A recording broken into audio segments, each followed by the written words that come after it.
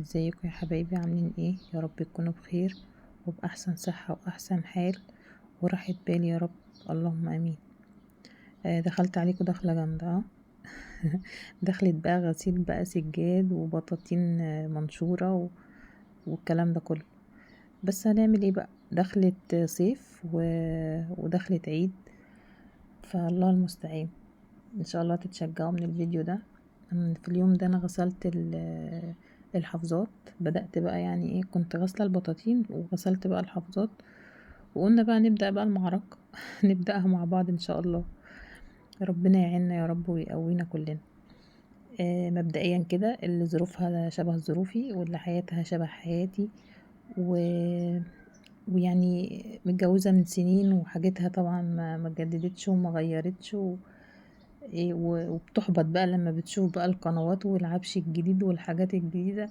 لا، تيجي عندي هنا وانا ايه يعني ايه، هنريح بعضينا تستريحي ان شاء الله معايا كده واستريح معاكي ونريح بعضينا.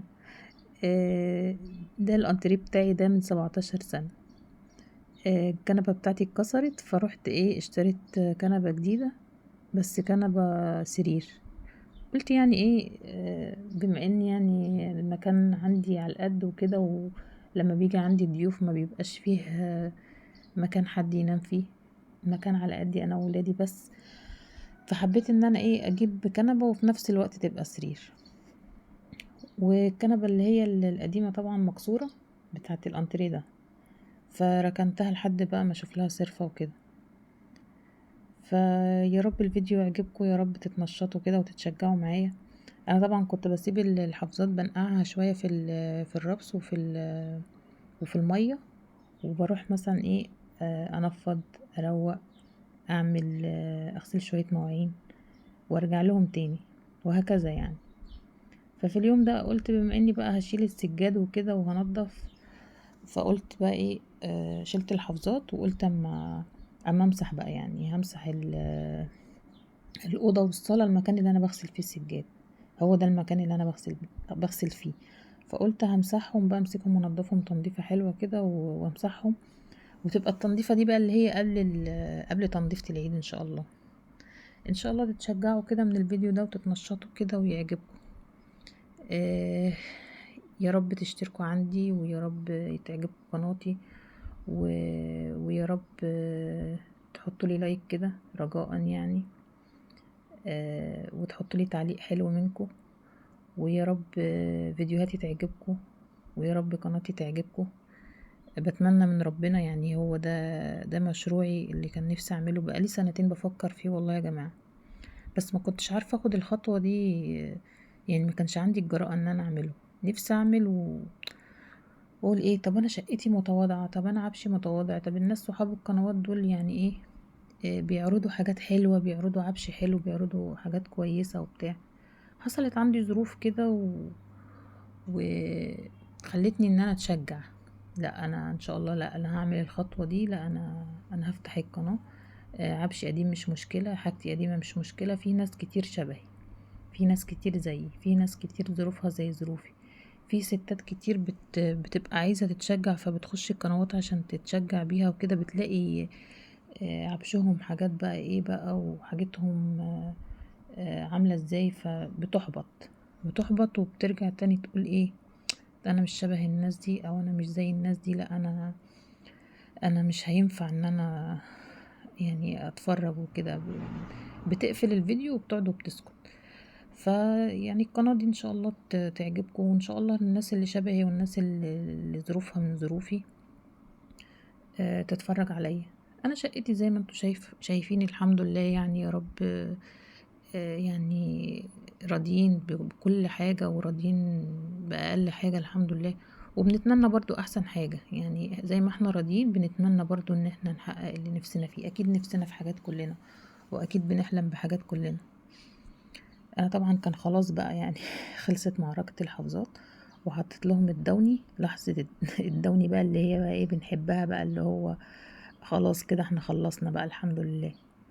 فكنت خلاص بقى بشطفهم وهسيبهم بقى وارجع تاني اكمل.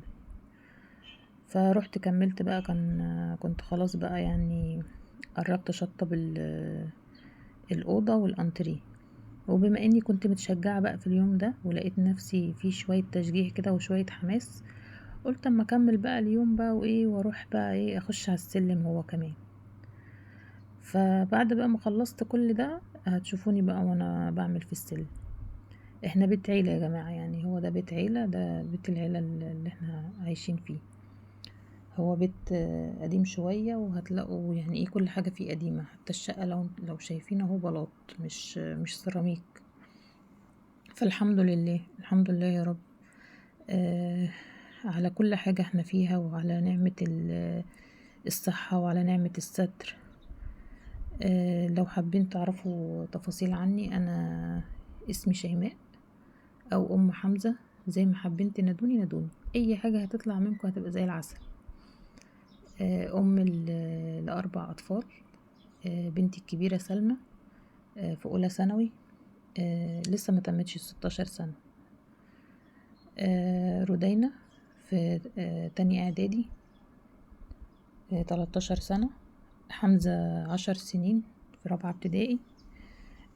كوكي الصغيرة مكة، كوكي دي مسك الختام 3 سنين. مش عارفة اقول ايه تاني، معلش اعذروني، انا يعني عشان لسه فاتحة القناة، لسه بتعلم بقى اتكلم مع الناس وكده، ولسه بتعلم ان انا حاجات كتيرة يعني لسه بتعلمها معاكم. استحملوني بقى وشجعوني وحبوني بقى بالله عليكم حبوني. هتلاقوني بقى ايه يعني مخارج الالفاظ عندي هتخش ببعضها، فمعلش استحملوا. يعني لما رجعت الفيديو معاكم وبسمع صوتي لقيتني بقول لكم الاوضه والانتريه. هو مش الاوضه والانتريه يا جماعه، هو الاوضه والصاله، هما فاتحين على بعض يعني، بس طبعا مفتوحه ارج في النص كده، الارج اللي هو بتاع زمان يعني، حتى لو هتلاحظوا هتلاقوا الارج بتاع زمان، مش على الموضه بقى بتاع دلوقتي وكده. حتى جوزي كان بيقول لي انا نفسي ان انا اهد الارج دوت وافتحهم على بعض يبقوا ريسبشن. هما المفروض ريسبشن، بس الارج برضو مخليهم ايه مقسومين شويه. فالله المستعان يا رب يحقق لنا كل اللي نفسنا فيه، احنا وانتوا يا رب، اللهم امين يا رب. كل واحد فينا يا رب نفسه في حاجه يحققها يا رب. كل واحد بيسعى على رزقه وعلى ولاده وعلى بيته، ونفسه يحقق حاجه لولاده يعملها يا رب. كلنا انا وانتوا يا رب، يعني كل السامعين يحققوا اللي بيحلموا بيه، وكل اللي بيسعى على لقمة عيش حلال، وعلى عيشة حلال، وعلى ستر وصحة لولاده يلاقيها يا رب في ولاده، ويلاقيها في بيته، ويلاقيها في كل اللي بيحبهم يا رب، اللهم امين. فدخلنا بقى على السلم. انا دلوقتي كده كنت بعمل السلم.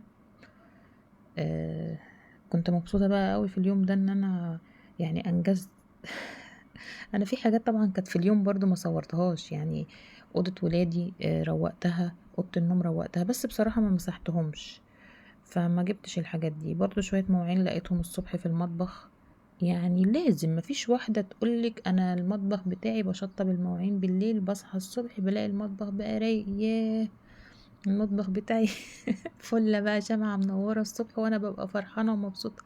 لا، هتلاقي يا ماما، هتلاقي يا ماما مواعين، طالما في عيال هتلاقي مواعين، لازما الصبح تصطبحي بيها، يعني بسم الله ما شاء الله، ربنا يخلي ويبارك يا رب. بتلاقيهم سايبينلك طبقين كوبايتين مش عارف ايه. حد جاع بالليل وقام سخن، سخنلك رغيف عيش على البوتاجاز، عملك شوية رد على البوتاجاز، هتقومي تلاقي المطبخ يعني ايه، لا مش زي ما انت سبتي، لا عمرك ما هتلاقيه زي ما انت سبتي. دي بقى كانت اللحظة المنتظرة، كله بيحب اللحظة دي طبعا، لحظة بقى ايه، خلاص بقى انا خلصت، اروح ابص بقى على الانجاز اللي انا عملته كده، الله خلصت بقى، ياه ياه، بيبقى انجاز. بصي حتى لو انت التعب كله يعني حل عليكي في اللحظة دي، بس بتستحملي، بتقولي كل يهون في سبيل ان انا ايه، خلصت وانجزت شوية من يومي. نخش بقى ايه على المطبخ بقى، يعني احنا كان خلاص بقى، كان العصر كده وروقنا بقى ونضفنا وظبطنا ونشرنا كمان الحوضات بتاعتنا. فكان خلاص بقى يعني هنخش بقى على الغدا. الغدا بتاعنا كان سهل وبسيط، يعني ايه، يعني مفيش فيه حوارات. لان طبعا انتوا فاهمين الواحد لما بيكون بينظف وبيروق في اليوم ده، بيبقى خلاص اللي هو مسحت بقى وغسلت ومش عارف ايه، لا مش هقدر اعمل حاجة تاني، خلاص انا فصلت. فقلت بقى ايه، اخش على المطبخ كده احمر لهم شوية بطاطس، وقلت اعمل لهم شوية بيض بقوطة وشوية خيار بقى كده، على ليمون مخلل كنت مخللاه عندي يعني وكده. طبعا انا لسه جديدة في القناة وكده، ما صورتش اي حاجة قبل كده عندي، كنت انا اللي عاملاها يعني. الليمون اللي هو المعصفر. بس وده كان نهاية اليوم بتاعي، وده كان اخره. يا رب الفيديو بتاعي يعجبكم، ويا رب القناة تعجبكم، ويا رب تحبوني، ويا رب تستفادوا مني حاجة، حتى لو حاجة بسيطة. أنا عارفة إن كل الناس بتنظف وكل الناس بتروق وكل الناس بتعمل أكل وبتعمل. بس ده احنا بنتشجع ببعض، القناة دي يعني ايه، تشجيعية.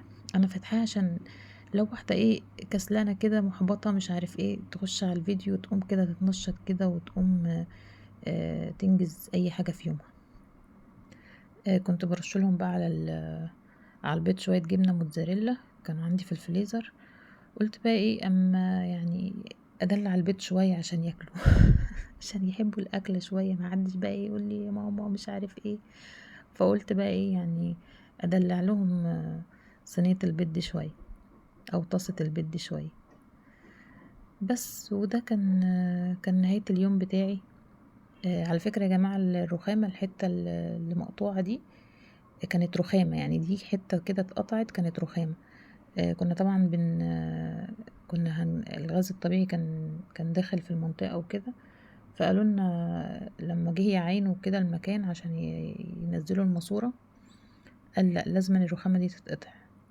فاضطريت بقى ان احنا نقطع له الرخامة. المطبخ على قده صغير جدا جدا، ف صغر اكتر. يعني الرخامة انتوا عارفين بتشيل ياما معاكي، بتحطي عليها حاجات وكده، فضيقت لي الدنيا اكتر، خلت الدنيا ضيقة اكتر.